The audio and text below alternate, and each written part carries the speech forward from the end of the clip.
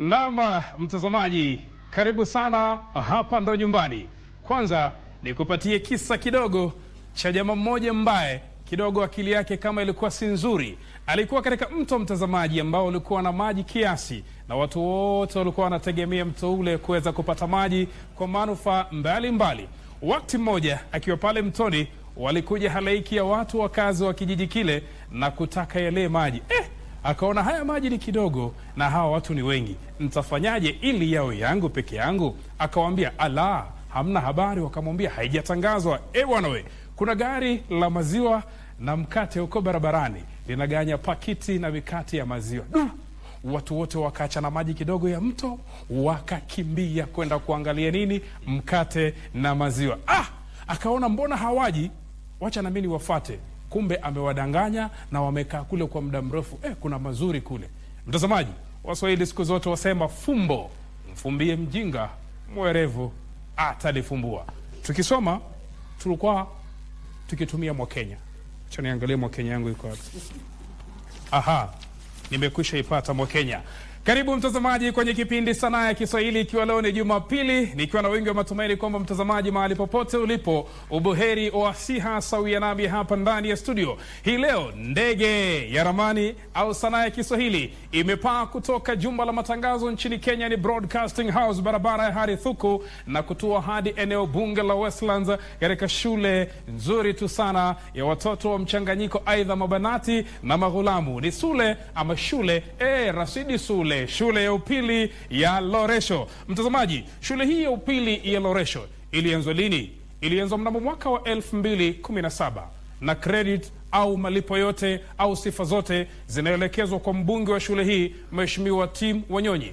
Shule hii, mtazamaji, ikianza Februari 14 mwaka 2017 ilikuwa na wanafunzi 51 peke yake, na wakati huo shule hii ikianzwa ilikuwa inajulikana kama ama inaitwa maeneo haya ya Loresho. Mtazamaji, historia fupi ya shule hii ni kwamba kufuatia msisimko mkuu wa vijana kuweza kupata elimu katika eneo hili, basi shule kwanza ilianza katika shule ya msingi, na idadi ya wanafunzi ilipoongezeka ikabidi shule iweze kupanuliwa. Hivi tunavyozungumza, mtazamaji, shule hii chini ya Bishop Esther Ogega ina wanafunzi 500. Je, hii leo wanafunzi hao wametuandalia nini?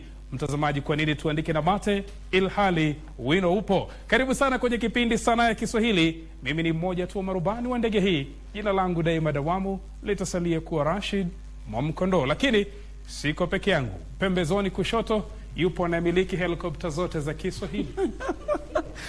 Barabara kabisa Alhaji, na furahi zaidi mpenzi mtazamaji. Kumbuka kipindi chako hewani Sanaa ya Kiswahili ndio tumeng'oa nanga, na sasa hivi tunapotia nanga baadaye. Kwa sasa kwanza kisa chake Rashidi kimenipendeza sana, nami na kukatia kimoja katika sekunde za kuhesabu kwamba alikuwepo shangazi mmoja ambaye mume wake alimkosea sana.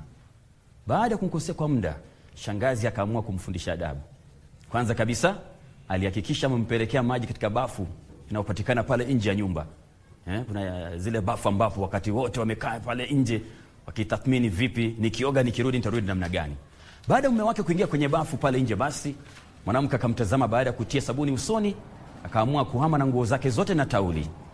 Kumbuka kulikuwa na sherehe nyumbani kule. Sasa wageni wameingia, wamekusanyika nje, na bwana anafaa kurejea nyumbani avalie kisha sherehe ziweze kung'oa nanga. Sasa ngoma ikawa, baada ya mke wake kuamua kurejesha nguo zote nyumbani na tauli, bwana atarejea namna gani nyumbani avalie ile sherehe zianze? Je, itakuwa namna gani? Mpenzi mtazamaji, kumbuka katika hizo sherehe tunang'oa nanga na Sanaa ya Kiswahili. Shule hii itakuwa inapiga mbizi na makafi kwenye vitu vingi tu. Itakuwa ni sehemu yao ya kuonesha umahiri wao chini ya mchakato mzima wa CBC na CBE, ambapo wote talanta inalipa. Je, itawalipa? Kumbuka tupo ndani, tumeanza na ndege imekwisha paa. Tumeanza safari. Jina langu ni Double M Mathias Momanyi. Moja kwa moja tunaenda kwa majaji wetu, tusikilize sauti zao. Tumetua katika kaunti hii ndogo ya Westlands, ambapo wanafunzi wametuama hapa kwenye ukumbi tayari kwa kipindi hiki cha Sanaa ya Kiswahili.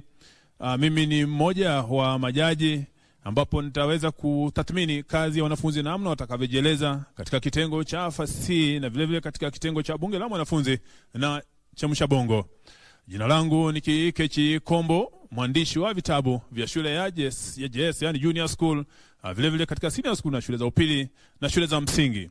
Na vile vile ni mhadhiri katika chuo cha walimu hapa katika kaunti hii ya Nairobi.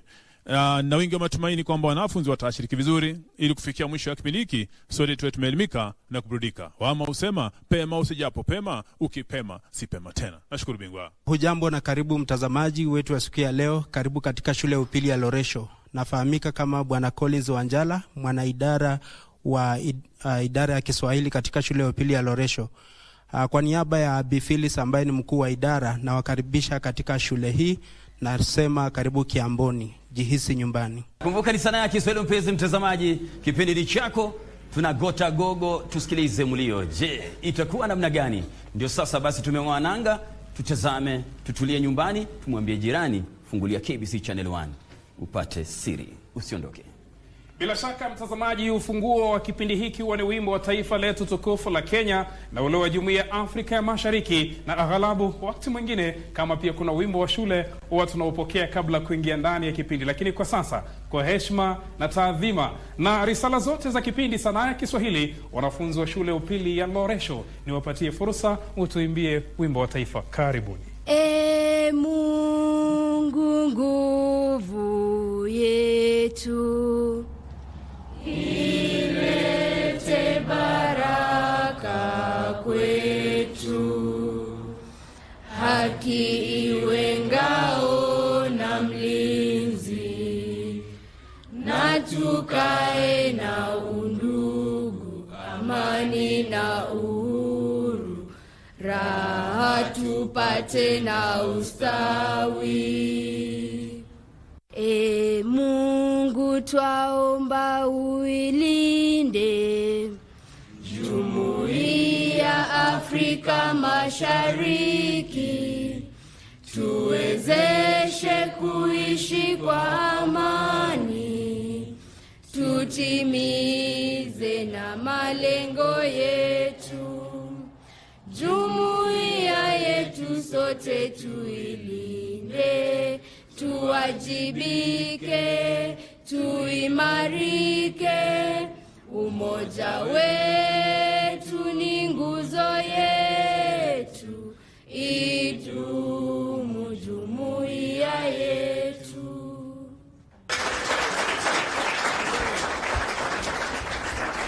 Ahlan wa sahlan wa marhaba mpenzi mtazamaji wa runinga unayenzi ya KBC Channel 1. Karibu, ndo kwanza mkoko unaalika maua. Hiki ni kipindi chako pendwa kote nchini. Ni kipindi ambacho mtazamaji kato hata ukachukua remote yako na kuweza kufungua kwenye runinga mbalimbali za Jamhuri tukufu ya Kenya kato hutozipata. Lakini ni kipindi ambacho utakipata kupitia shirika la baba Mama Guka na show KBC Channel 1. Kipindi ni Sanaa ya Kiswahili. Mtazamaji, ni kipindi ambacho kina sehemu 4 kuu. Sehemu yetu ya kwanza huwa ni kipaji changu. Kwenye kipaji changu aghalabu tunawapatia wanafunzi watuoneshe vipaji mbalimbali. Nadhani wengi mtazamaji mnamjua yule mchekeshaji maarufu ulimwenguni, anaitwa nani? Mr. Bean. Ni kipaji chake kile. Na vile vile pia kwa wale watu wa sinema kama mimi mnamjua Jack Chan, ni kipaji chake kile. Yule ni Jack Chan. Lakini kila mtu na kipaji chake. Je, wanafunzi hawa wana vipaji gani? Kwenye sehemu yetu ya pili angalau huwa tunawaleta wanafunzi kuwafundisha jinsi ya kujadiliana mijadala mbalimbali ya kijamii, ambapo huwa tuna makundi mawili, moja linalopinga na jingine linalokubali. Zaidi ya yote tunaangalia, je, vichwa vyao vimekuwa vikila samaki au vikila vichwa vya mbuzi? Wanapimwa kwenye chemsha bongo. Kisha sehemu yetu ya tatu maridadi kabisa, kuna vitabu ambavyo wanatathminiwa shuleni, na hapa wanaulizwa, je, mabongo yao yanasoma na kuelewa ama yanasoma na kukaramu? Mwisho tunajiachilia kwenye densi. Lakini kwa sasa mtazamaji, karibu sehemu yetu ya kwanza, kipaji changu. Je, wanafunzi wametuandalia nini? Tazama.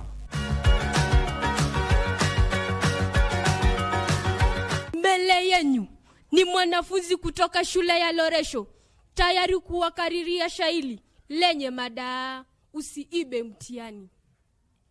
Mtihani ukifika, kuna watu wasumbuka, jasho jingi la watoka kwa sababu ya wahaka, nalo wazo uwafika, heri wizi kuhusika. usiibe mtihani. Utapatwa na mashaka. Utapatwa na mashaka kuandika viganjani, na wengine huandika hata chini mguuni. Lengo lao wanataka eti wawe namba 1. Usiibe mtihani. Utapatwa na mashaka. Sawa, shabash. Mbele yenu ni mwanafunzi kutoka shule ya upili ya Loresho. Niko tayari kuletea shairi lenye mada vijana wa siku hizi. Wewe, hata ukiniangalia ni wewe ninaambia. Wanaume wa siku hizi wabadilika kama nguo, wabadilika kama viatu, kama ufagio umezeeka. Wakati wa ujana wenu mnawaabudu na kuwabembeleza, mnawapigia magoti na kuwaonyesha meno. Hata wakati huwataki ndipo mnawaambia nitakuoa mpenzi. Baada ya siku chache ukiwa unatembea, ni nani unaona tena? Ni mrembo mwingine. Utamfanyia nini? Kama kawaida unamchukua nyumbani.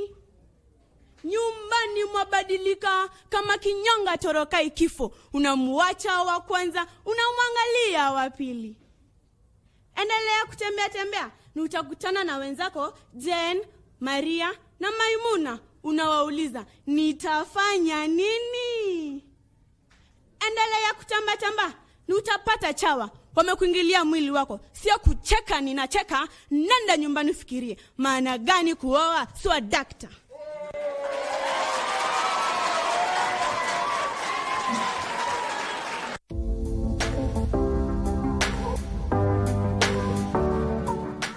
Tunaomba uwepo wako uende nasi, ewe Bwana wa majeshi, nisikie.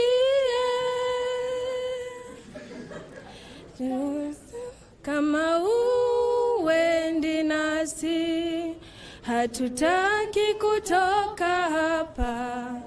Hatuwezi peke yetu, enda nasi. Tuwa shingo ngumu, tusamehe. Hatufai mbele zako, turehemu. Tusafishe Bwana, tuonyeshe uso wako. Twahitaji neema yako, enda nasi.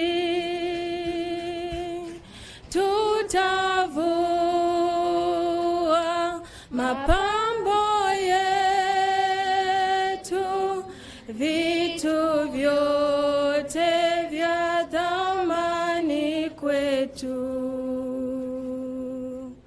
Mioyo yetu twaleta mbele zako, tutakase na utembee nasi.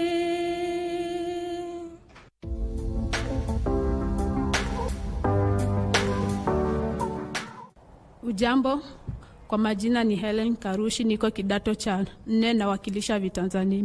Pema usijapo pema, ukipema si pema tena. Pema usijapo pema, ukipema si pema tena. Pema usijapo pema, ukipema si pema tena.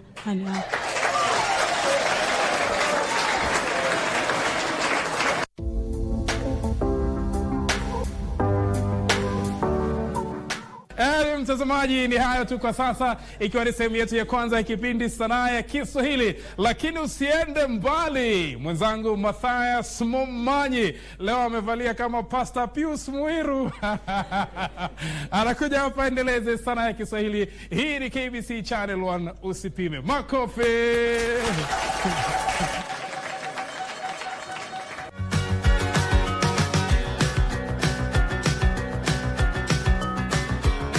Ni Sanaa ya Kiswahili toka Kitale mpaka Moyale na toka Garissa mpaka Mombasa.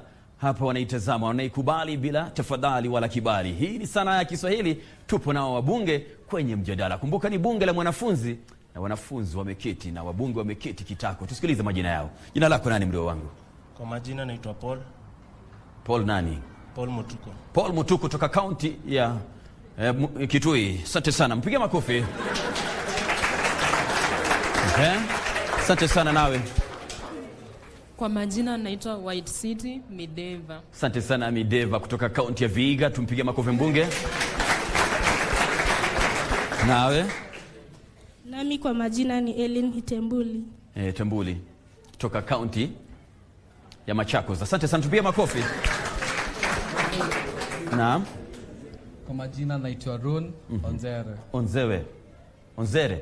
Yes. Toka kaunti ya Kisii. Makofi kwake jamani. Safi sana mbunge. Nawe mbunge? Nami kwa majina naitwa Charity Mahila. Mahila toka kaunti ya Murang'a. Makofi tumpigie. Naam, nawe? Kwa majina naitwa Janet Akumu. Akumu. Asante sana toka kaunti ya Kisumu. Mpige makofi jamani. Barabara kabisa.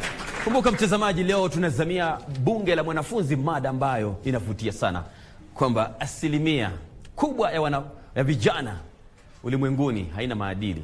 Je, ni kweli mada hii kuwa asilimia kubwa ya vijana ulimwenguni hata nchini haina maadili? Watatueleza wao, maana siri wanayo. Sisi tusikilize, manake mwenye jembe ndiye basi mkulima. Tuanze naye mbunge, unasemaje kuhusu mada hii?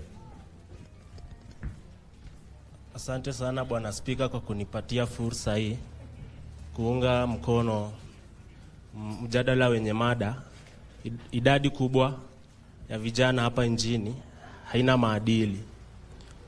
Nani alaumiwe? Serikali, shule ama wazazi? Kwa maoni yangu naona wazazi ndio wanafaa walaumiwe, kwa sababu sasa ukiangalia idadi kubwa ya vijana hata wenye wako shule sahi utapata wako na simu na rununu za mkono. Kwa hivyo unapata simu hizo hawazitumii kwa njia ifaayo.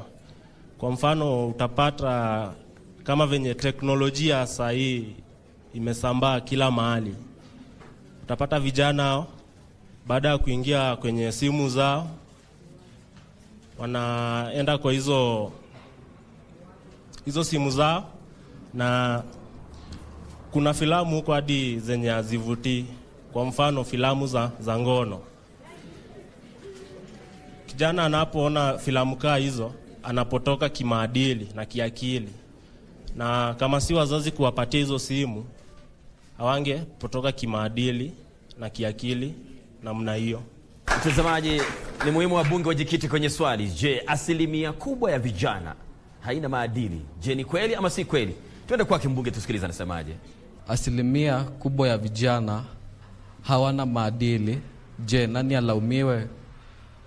Naam, kwa maoni yangu hamna mtu yoyote ambaye anapaswa kulaumiwa, manake hii ni hatua ya kijana akijituma. Tunapata kuona wamejikusanya katika vikundi kama vile kazi kwa vijana, uchezaji mpira, ambapo pia wanapewa ufadhili kwenda kuchezea nchi zingine. Wamejitenga katika mihadarati na wizi na menginezo ambazo zinadhuru maisha yao. Makofi kwake. Nani alaumiwe vijana wanapokosa maadili? Tusikilize kutoka kwake mbunge katikati pale anasemaje. Asante sana Bwana Spika kwa kunipa fursa hii. Naunga mkono nikisema kuwa asilimia ya vijana wanakosa maadili mema. Nani alaumiwe? Wazazi, shule au serikali? Kulingana na maoni yangu, wazazi walaumiwe. Wazazi wengi wajawajibika. Vijana wanapohitaji kama hivyo kalamu, anaenda kumwambia mzazi, unaweza ninunulia kalamu. Mzazi naye anamwambia ndakununulia wiki ijayo. Inafika hiyo wiki mzazi anakosa kununua. Mtoto mwenyewe kama ni msichana anaenda anajiuza kule nje ili apate pesa ya kununua kalamu. Asante. Piga makofi mbunge. Anasisitiza vizuri sana kuwa Vijana hawa wanapewa ahadi na kuwa deni linakuwa kubwa zaidi ambalo halitimizwi, kisha wanajilipa wenyewe. Mbunge katikati pale ulimi unamkataa, anasema nakataa. Kwa maoni yangu, hamna anayepaswa kulaumiwa kwa sababu hadi mzazi anapolaumiwa kosa si lake. Vijana wa siku hizi wamejanjaruka kupitia njia mingi kwa kujiingiza katika vitu visivyofaa. Kwa mfano, kijana anaweza enda nyumbani, afike amwombe mzazi ruhusa, amwambie naenda mahali fulani. Mzazi atampa ruhusa kwa sababu anamwamini, lakini yeye anachukua huo wakati kujiingiza katika vitu visivyofaa ambazo zinamuadhiri kiafya na kiakili, na anazidi kuendelea kuzifanya akiona kuwa zinampendeza, aelewi kuwa ni maisha yake anayotia kwa hatari na kujaribu. Kwa hivyo hakuna anayepaswa kulaumiwa, ni kijana mwenyewe. Makofi kwake mbunge jamani. Sakafu inatifuka vumbi hapa, naona Mideva pale tuka kaunti ya Vihiga anasema sikubaliani naye. Unasemaje mbunge? Kwa maoni yangu ni kuwa wazazi ni wenye kulaumiwa kwa sababu kunayo methali inasema samaki mkunje angali mbichi.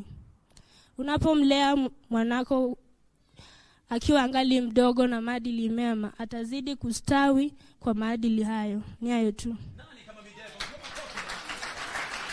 Napendeza mpenzi mtazamaji. Raha iliyoje unaposikiliza wabunge hawa. Kesho kumbuka wengi wao watakuwa wanadai vitambulisho kwa mujibu wa serikali.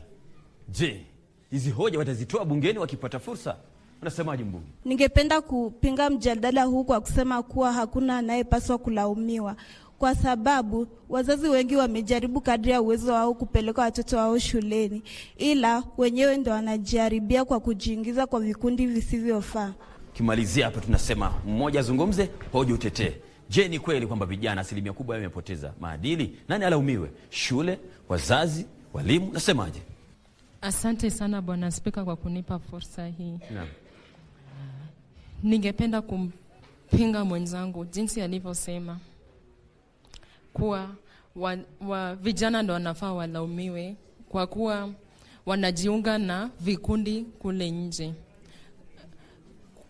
Mzazi ndo anafaa laumiwe. Unaona mtoto kijana yako ametoka kule nje, unamtuma, unamwamini. Hiyo ni kama kumwacha huru. Unafaa kuwa kama mzazi, unamuuliza umeenda dukani? Ndio. Umekaa kwa muda gani? Lakini ukimwacha mtoto wako anaenda kule nje, unamwacha anachukua nafasi nyingi, anachukua muda mwingi. Hiyo mzazi ndo analaumiwa zaidi, si kijana. Mpige makofi mbunge huyo. Safi. Kiongozi unasemaje lakini? Tunapofunga kazi, unasemaje? Naomba nikamuulize mwenzangu swali. Muulize. Yeye kama kijana, unapotumwa kwa duka, umetumwa na mamako amekudhamini, umeenda kwa duka.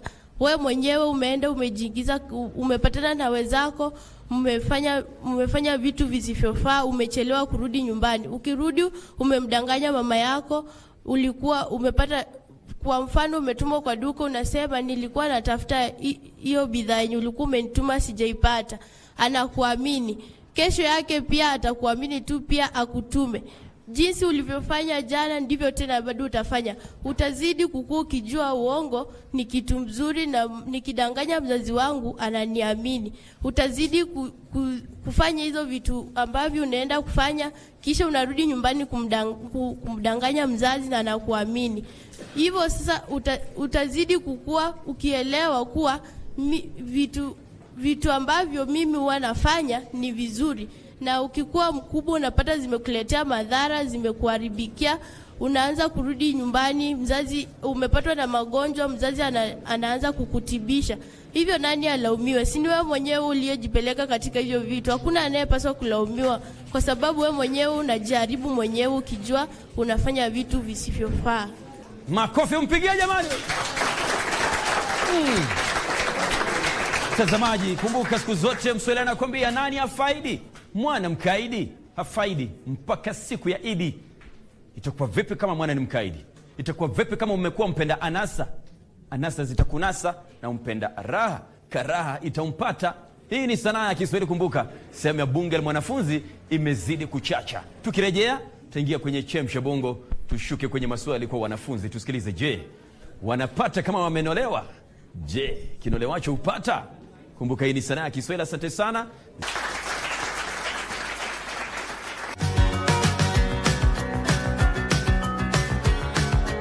Sadakta mtazamaji, papo kwa hapo kamba ukatajiwe. Na papa hapa ndipo tunashuka kwenye chemsha bongo. Swali kwa papo, kisha unalijibu papo hapo. Swali la kwanza. Kumbuka kabla ya hilo swali, wajitambulishe. Jina lako nani? Malkia. Kwa majina ni Roslyn Linda. Asante sana Rosie. Upande wa katikati wanakuita nani? Kwa majina ni White City Mideva. Asante sana City mweupe. Nawe vipi? Nami kwa majina ni Elin Hitembuli. Asante sana Emi. Upande wanasemaje? Kwa majina ni Charity Mahila. Asante sana Charity. Nawe wanakuita nani? Kwa majina ni Angelinelli. Asante. Nani kama wewe? Wanakuita nani? Kwa majina ni Ian Mai. Safi sana mtoto wa Mungu. Moja kwa moja kwenye swali la kwanza. Tofautisha sauti nya na ya. Nya na ya. Sauti nya ni nazali. Sauti nya ni nazali. Kipenda kingongo ama sauti ya pua, sio? Naam. Ya pili. Sauti ya ni nusu irabu au kiyeyusho. Nusu irabu au kiyeyusho. Nani kama wewe? Makofi mpigie. Bwana ndio. Swali la pili. Tunga sentensi kwa kuzingatia kiwakilishi cha sifa.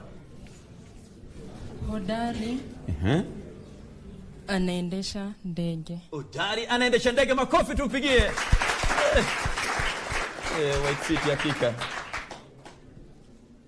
Yakinisha sentensi hii katika ukubwa wingi. Mtoto wa mjini hajui kulima.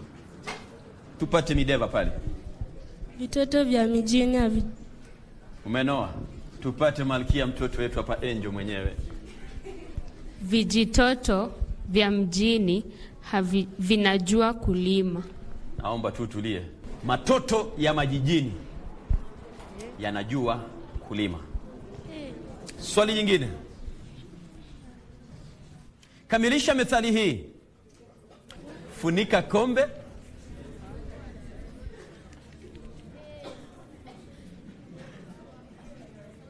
Nikupe kidokezo? Niwape kidokezo? Ndio. Funika kombe. Mwana anapepeta. Tena? Anapepeta. Tena? Anapepeta. Mwana anapepeta. Maajabu na miujiza. Funika kombe. Mwana apotee. Mwana apotee. Tazamaji, funika kombe. Mwana haramu apite. Swali jingine. La pili toka mwisho. Eleza maana ya kishazi na kirai. Eleza maana ya kishazi na kirai. Haya, Malkia. Kishazi ni sehemu ya sentensi ambayo haipi sentensi maana yoyote. Kishazi Naam. ni sehemu ya sentensi ambayo haileti, inatumika kwa sentensi ili lakini ileti maana. Haya, hilo swali nitawaachia majaji, watawapatia majibu. Swali la mapisi. Swali la mapisi.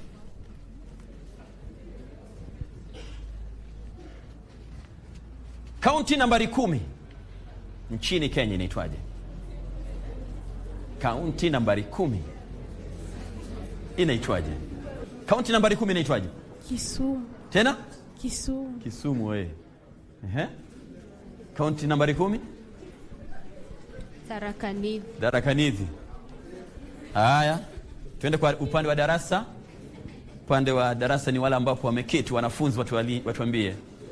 Kaunti nambari 10 inaitwaje? Jina lako nani? Felix Onyango. Felix Onyango? Ndio. Kaunti nambari 10 inaitwaje? Nakuru. Maajabu na miujiza. Kaunti nambari 10 inaitwaje? Marsabit. Nani kama mpiga makofi jamani? Swali la mwisho la mapisi. Mwanadamu kwa ngozi ni kama mayai kwa? Mayai kwa? Naam? Wanakuita nani? Melkizedek kwa. Melkizedek mwenyewe. Nafurahia maisha. Kabisa. Nina ngozi. Mayai yana nini? Kikwada ama ugwada. Tena? Kikwada au ugwada. Hicho ni Kiluya. Majibu yote wanayo majaji. Siku zote ukumbuke. Kuna magome, kuna mashushu ambayo ni maganda ya ndizi. Tuanze na Mwalimu Kombo kwanza tueleze katika tathmini hii mambo yamekwenda namna gani? Natumai walielewa swali hilo la bunge la wanafunzi. Asilimia kubwa ya vijana haina maadili. Nani alaumiwe, serikali, shule au wazazi? Wapata kwamba waliweza kubabadua swali, waliopinga wakapinga, waliounga mkono wakaunga. Wama usema kila mambo ngoma uvutia kwake. Wakasema kwamba waliounga wakasema kwamba kuna wazazi ndio msingi wa malezi. Msingi wa malezi na hivyo ndio wanapaswa kukusa nini yale maadili tangu mtoto akiwa mdogo. Akasema tena kwamba watoto huiga wanachofahamu pale ama wanachoelekezwa pale nyumbani. Kwa mfano ikiwa basi watapata matusi, uvivu ama ukosefu wa heshima ama uzembe. Mtaala wa elimu pia kwa upande mwingine pia unalaumiwa kwa sababu umepuuza masuala ya maadili na kuzingatia tu nini ufaulu wa taaluma. Alafu vile vile katika serikali kwa vile wakaweza kutajia serikali wakasema kwamba ina wajibu wa kuweka sera bora za elimu ili kuhakikisha vyombo vya habari na mitandao ya jamii haviharibu nini maadili na kuweka mazingira mazuri kwa makuzi ya maadili. Serikali pia huathiri sana mitazamo ya vijana hasa kupitia uongozi wa kisiasa, ambapo tunaona kwamba vijana hujifunza kutoka kwa viongozi wao wa taifa.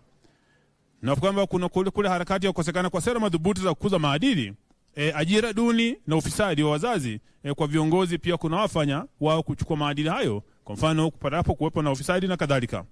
Katika kitengo cha chamsha bongo natumai wanafunzi waliweza kujaribu, ukawapa swali la matamshi wakaweza kubaini vizuri kwamba ya ni kiyeyusho na nya ni kingongo. Lakini kwa maana kuna swali ambalo liwatatiza la kirai ni kwamba sehemu ya sentensi ambayo haitoi maana kamili, lakini kishazi ni sehemu ya sentensi ambayo imetawaliwa na nini? Imetawaliwa na vitenzi, ambapo kuna kitenzi ambacho kimejitosheleza kutoa maana kamili na kuna sehemu ya kitenzi ambayo vile vile haitoi maana madhubuti. Kwa hivyo hapo ndipo tunakuwa na kishazi tegemezi na kunakuwa na kishazi huru. Kwa mfano tunaposema waziri aliyetuzwa waziri aliyejenga barabara alituzwa na rais. Kwa hivyo kuna waziri aliyejenga barabara kishazi tegemezi, lakini aliyetuzwa na rais basi ikawa ni kishazi huru. Wanafunzi wamejaribu sana kulingana na uwezo wao. Natumai mwalimu ataendelea kuwapiga msasa, lakini hata hivyo kati ya 100 ndio watunuku wanafunzi hawa 70, yani B+. Tusikilize sana Jaji Wanjala Umwami. Kwanza nashukuru hawa wabunge ambao wamejisatiti vilivyo kuchangia hoja zao katika bungeni. Katika ule mjadala niliwapiga msasa upande wa matumizi ya lugha. Kuna baadhi ya wabunge ambao walitumia maneno visivyo ama waliharibu lugha. Kuna mbunge ambaye alikosa kutumia ngeli ifaavyo, akasema hizo vitu badala ya kuzingatia ngeli ya kivi kwa kusema vile vitu ama hivyo vitu. Tukienda upande wa chamshabongo, kulikuwa na shida ya ukubwa na udogo. Wanafunzi wengi waliweza kujibu swali kwa kuzingatia udogo bila kufuata maagizo ya kuwa waandike kwa ukubwa wingi. Kwa hivyo jibu lilikuwa matoto ya majijini yanajua kulima, si vijitoto. Vijitoto ni udogo. Kwa hivyo uende ushughulikie hayo. Pia kuna swali la vishazi. Kishazi ni sehemu ya sentensi ambayo imeundwa kwa kiima na kiarifu. Lakini ndani ya ile sentensi kuna upande ambao unatoa maana kamili na upande mwingine hautoi maana kamili. ilhali kirai ni sehemu ya sentensi ambayo haina muundo wa kiima na kiarifu. Kiima ni kundi nomino, kiarifu ni kundi tenzi. Na pia kuna ngozi ya yai. Ngozi ya yai unaweza ita maski. Maski ya yai. Maski. Hauandiki maski ya barakoa, ni ma, a, sa, ka na i.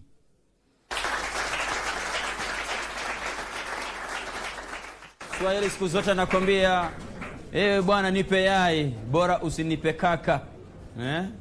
Kaka nipe yai, umkumbuke shangazi, kumaanisha kaka ni ganda lake yai, mengi ni makaka.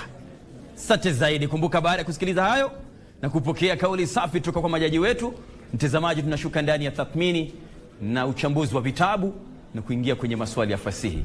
Hii ni Sanaa ya Kiswahili toka Loreto mpaka Loresho. Raha iliyoje! Usiondoke. Kumbuka, hiki ni kipindi chako nambari 1.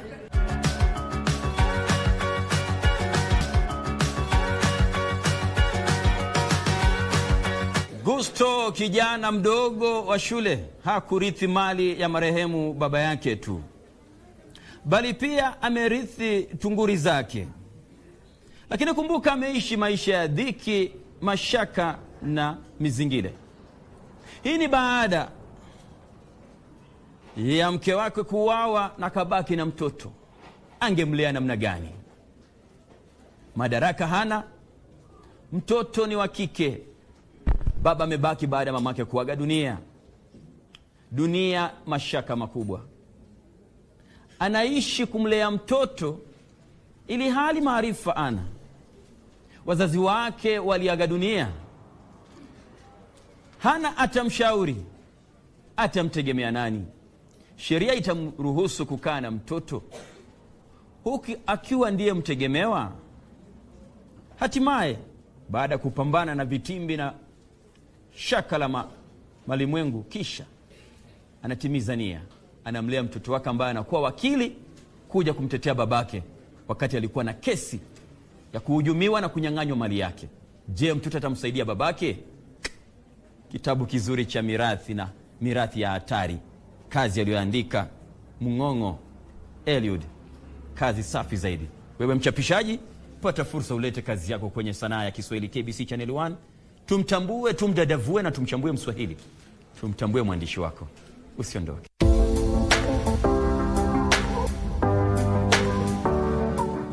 Kila mwenda kweli siku zote ana marejeo. Je, wewe utaenda namna gani katika safari hii? Kumbuka, tunaingia katika fasihi ambapo wanafunzi hawa wanalizamia swala la fasihi kwa kina. Kuna Nguu za Jadi upande wangu wa kushoto, Bembea Maisha upande wangu wa kulia. Tutakuwa kila sehemu na basi inaangazia ukweli wake. Kwanza kabisa, jitambulishe. Jina lako nani? Kwa majina ni Anlona. Asante sana Anlona. Kidato cha ngapi? Kidato cha 3. Asante sana Malkia. Pale. Kwa majina ni Angela Ngeshi. Angela, asante sana. Kidato cha ngapi? Cha 3. Asante sana. Bwana mdogo. Kwa majina ni Brighton Mbemba, kidato cha 3. Asante sana barabara. Upande wangu wa kushoto kuna pia bwana mdogo. Wanakuita nani? Kwa majina ni Ayub Adede, kidato cha 4. Asante sana Ayubu. Kidato cha 4. Kwa majina ni Pauline Leye kutoka kidato cha 4. Asante sana. Kwa majina ni Caleb Wekesa kutoka kidato cha 4. Asante sana, kidato cha 4. Nianze kabisa kabla ya swali la Nguu za Jadi kwa swali la fasihi simulizi. Nyaruguru, Nyaruguru, Nyaruguru yo, hiyo, hiyo. Katokea Chanjagaa, kajenga nyumba kakaa. Mwanangu mwana siti, mwenye vijino kama chikichi na vilango vya kupita. Hapo zamani za kale lilikuwepo zimwi lenye macho 7 na vichwa 12. Taja sifa za mtambaji. Mgani ni mparaguzi, ana mbinu tu zake za kuanzisha uwasilishaji wake. Piga makofi bwana. Ongeze. Mtambaji si mwoga. Tunaona kwa mimba nyimba yake bila uoga wote au bila kusita. Umejaribu tu. Makofi tumpigie. Sifa za mtambaji si katika hadithi hii pekee, hadithi zozote zile. Mtambaji ameweza kutumia ishara ilipoanza kuhadithia hadithi yake. Ehe. Fasihi simulizi ilivyo fasihi yoyote ile ina mapungufu yake. Twende kwake bwana mdogo tusikilize anasemaje. Hawa ni chui, hawa ni simba. Chui. Fasihi simulizi ina mapungufu kwa kuwa fasihi simulizi kupita kutoka kizazi kimoja hadi kingine. Tunapata kuwa huwa inabadilika. Kizazi cha sasa hakitapata ujumbe kamili uliokuwa katika kizazi cha iliyopita. Umejaribu sana, tumpige makofi. Shairi la malumbano ni tofauti na shairi la ngonjera. Eleza. Shairi la malumbano ni tofauti na shairi la ngonjera. Eleza. Bwana mdogo hatari sana. Anacheza kama Haaland. Ni tofauti kwa kuwa shairi la malumbano lina pande mbili. Tofauti ni kuwa wahusika wanalumbana, pande mbili zinalumbana. Ili hali shairi la ngonjera lina pande mbili, ili hali ujumbe wao unaitwa kwa zamu. Ili hali fasihi ili hali usichanganye taratibu ili hali shairi la malumbano ujumbe wao ni wanakinzana kiujumbe. Una hoja isipokuwa haijitokezi wazi. Mimi ni mwanamume, naweza kuoa wakati wowote na idadi yoyote ya wanawake. Shida iko wapi? Mwanamke akishaolewa basi yake yamekwisha.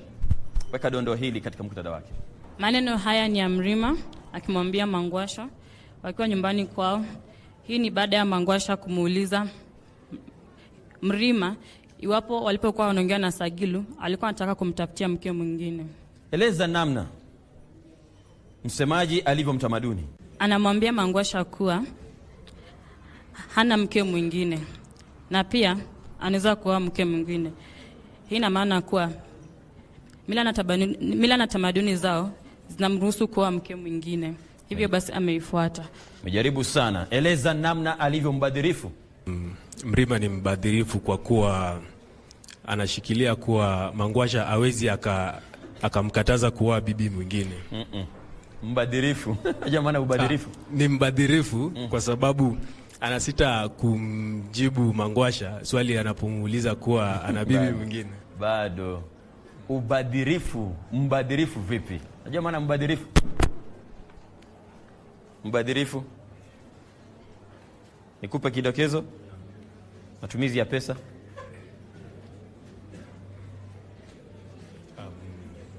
Mrima tu ni mbadhirifu pale ambapo Sagilu anapompa pesa alafu anasema Mangwasha na familia yake watajipanga. Pesa zake ataponda nayo fedha, sio? Elewa hivyo swali. Swali la pili, ilivyo katika tamthilia na mada bembea ya maisha. Bembea inazo bembea nyingi tu za maisha, zitaji. Neema. Tunapata kuwa bembea yake ya maisha inashuka chini pale ambapo anapata ajali na kuokolewa na Bunju. Na bembea yake inakuja kupanda pale ambapo anapata ajira na kuajiriwa katika afisi anayoshughulikia. Hapo bembea yake imepanda. Asante. Ya pili. Tunampata mhusika Yona. Bembea yake ya maisha inaanza kwa kupanda pale ambapo anapata ajira kama mwalimu na kupata pato na kuweza kuishughulikia familia yake, lakini anapozamia ulevi bembea yake ya maisha inashuka kweli, kwa sababu anafutwa kazi na hata kuiacha familia yake na kupotelea ulevini. Tupia makofi bwana mdogo. Samahani, nina shida kidogo, ninaomba usaidizi. Sikuwa nikilipa ushuru katika biashara zangu, sasa wanataka kuzifunga na kunipeleka kotini. Eleza muktadha wa dondoo hilo. Maneno haya ni ya Chifu Mshabaha akimwambia Mangwasha. Unapenda sana hapo. Wakia ofisini mwake Mangwasha. Walikuwa na hii ni baada ya Chifu Mshabaha kuja kumwomba kumsaidia katika kulipa. Unakuja vizuri katika hali ya kumwomba msamaha. na msaada kumradhi, kama angemsaidia, sio kumtetea katika ofisi ya kiserikali, sio? Eleza Tony katika dondo hilo. Tony Ombi. Ombi. Tunapomwona Chifu Mshabaha akiomba msaada kutoka kwa Mangwasha. Wanataka kuzifunga na kunipeleka kotini. Tony gani? Wanataka kuzifunga biashara zangu na kunipeleka kotini. Tony ya huzuni. Masikitiko. Na masikitiko. Usaidizi. Naomba usaidizi. Naomba usaidizi. Tony Ombi. Ombi labda au uoga, sio? Tony ya hofu. Naomba usaidizi, sio? Barabara. Makofi mpigie. Swali la mwisho, taja mbinu ya kinaya namna inavyojitokeza katika Bembea ya Maisha. Naam? Ni kinaya kuwa Asna amesoma na kufuzu na ako mjini kutafuta ajira na bado hajapata. Asante sana, makofi mpigie. Bwana niyo Gota Gogo, usikilize mlio wake. Vijana hawa wanasogeza gogo hili vizuri zaidi la fasihi. Kumbuka nitazama fasihi ndani ya sanaa ya Kiswahili, sehemu kubwa zaidi na upendwa kama nyama ya nyongeza. Twende kwa majaji, tusikilize wanasema namna gani. Tukianza na fasihi simulizi, swali lilikuwa linauliza sifa za mtambaji bora. Kwa hivyo mwanafunzi alifaa ataje sifa zozote za mtambaji bora wa kazi ya fasihi simulizi. Kwa hivyo hoja zilikuwa kama kutumia, awe na uwezo wa kutumia viziada lugha. Yaani anapoeleza jambo atumie viungo vyake vya mwili kama vile mikono kuelezea jambo ambalo anazungumzia. Kama ni wimbo aweze kutumia viziada lugha. Pili, awe pia mjasiri. Mfano ambao muulizaji wa swali ambao alikuwa ametoa alikuwa mjasiri. Alikuwa anaangalia hadhira kwa ujasiri. Kwa hivyo mtambaji bora anafaa kuwa mjasiri, awe na ujasiri wa kuangalia hadhira yake vizuri kwa macho. Pia awe mcheshi, awe na uwezo wa kuchekesha hadhira, ndiposa hadhira iendelee kumtazama ama ipate hamu ya kuendelea kumsikiza na kumtazama pia. Anaweza guzia kuhusu ngonjera na malumbano. Malumbano unaweza pata ni shairi ambalo waandishi ni wawili tofauti, na mashairi hayo mawili pia ni tofauti. Lakini huyu mwandishi mmoja ametunga ile shairi kwa mfano akisema elimu ni bora kuliko labda anaweza sema elimu ni bora kuliko utajiri. Alafu mwingine anaposikia hilo shairi ama anapolisoma aweze kumupinga kwa kutunga shairi lingine aseme la, utajiri ni bora kuliko elimu. Kwa hivyo tutasema hawa waandishi wanalumbana. Na ngonjera ni shairi moja ambalo unapata kuna wahusika ni wawili. Unaweza pata mwalimu mwanafunzi, unaweza pata mwajiri na mwajiriwa, unaweza pata mzazi na mtoto. Pia katika fasihi andishi kuhusu Bembea ya Maisha, tuliulizwa bembea, namna bembea imejitokeza katika tamthilia ya Bembea ya Maisha.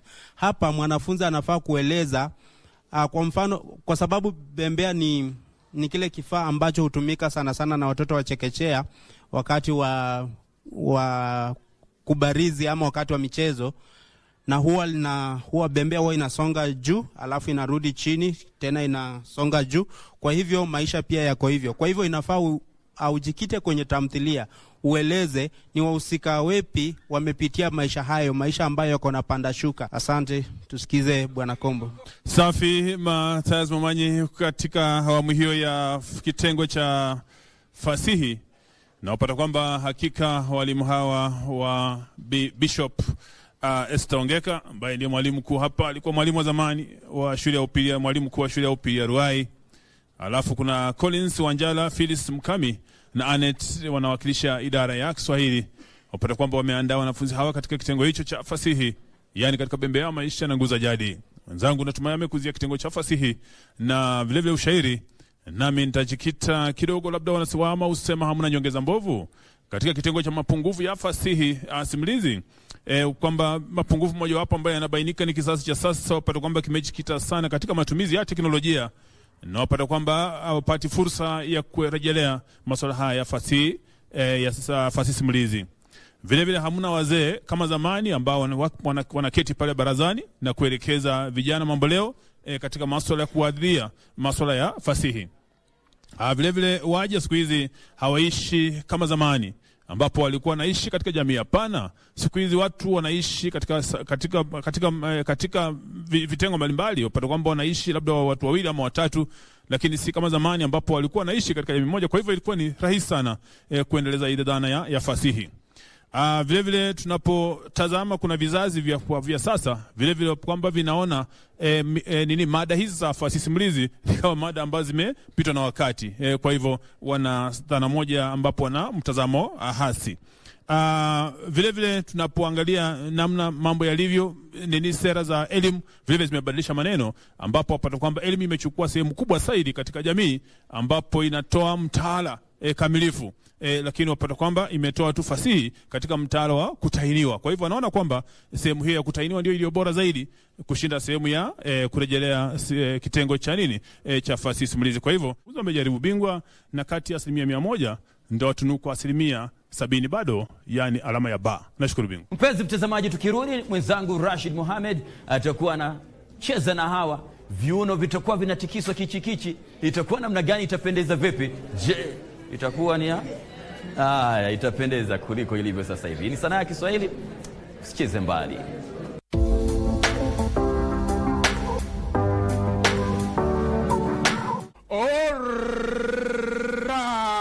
Ni wakati wa kufinish kumalo ndani ya Sanaa ya Kiswahili. Ni sehemu yetu ya mwisho ya mpango mzima wa Sanaa ya Kiswahili baada ya kutoka darasani kutathmini na kukariri vitabu mbalimbali. Sijui kwa muktadha wa maneno ya huyu, elezea kilichofuatia. Sasa hatuelezei na mdomo, tunaelezea na au sio? Ni wakati wa densi, twende nalo. Mimi nimesepa.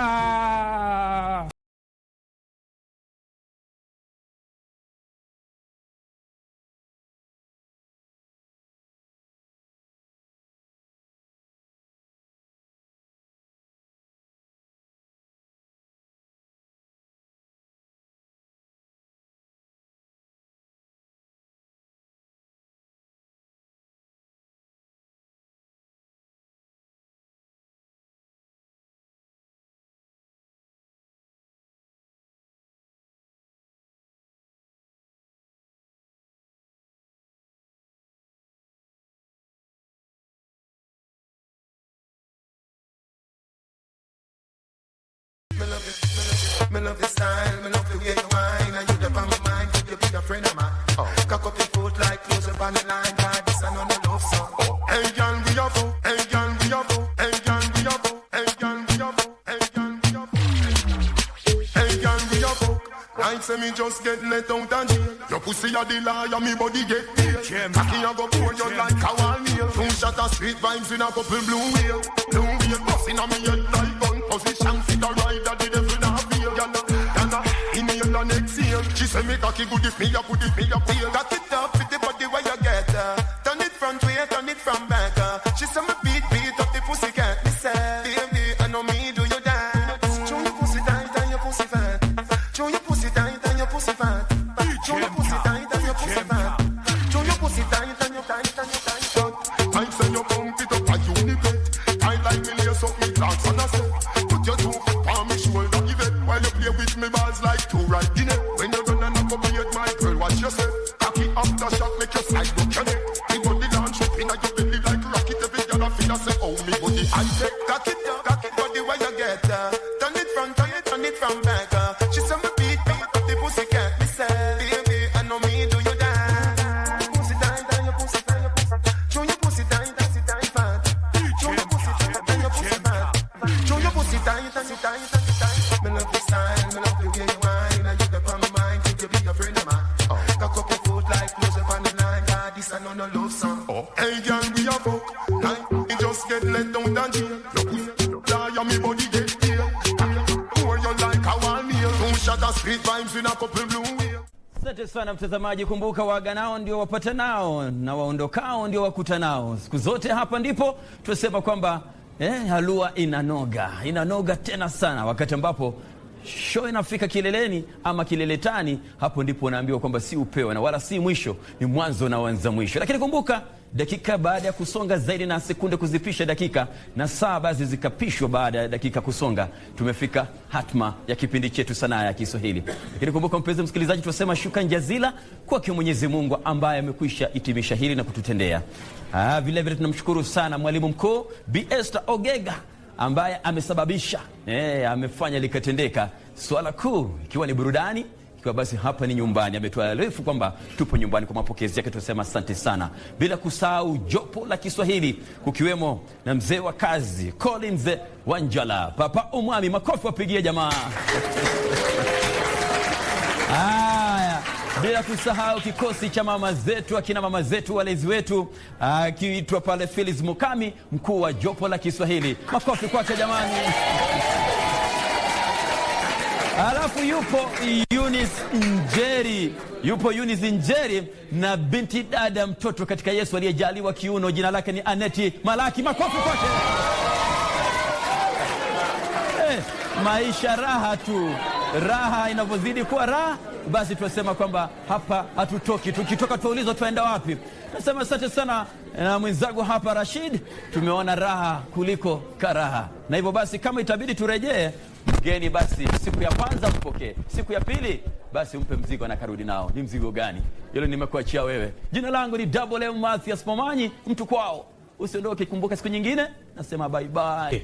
Wajua kwa nini mahamri uliwa na mbaazi na chapati uliwa na maharagwe?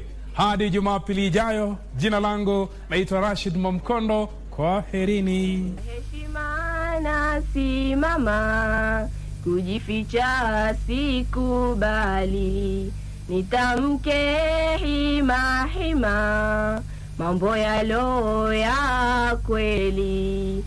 Bayana neno nasema, tutukuze Kiswahili.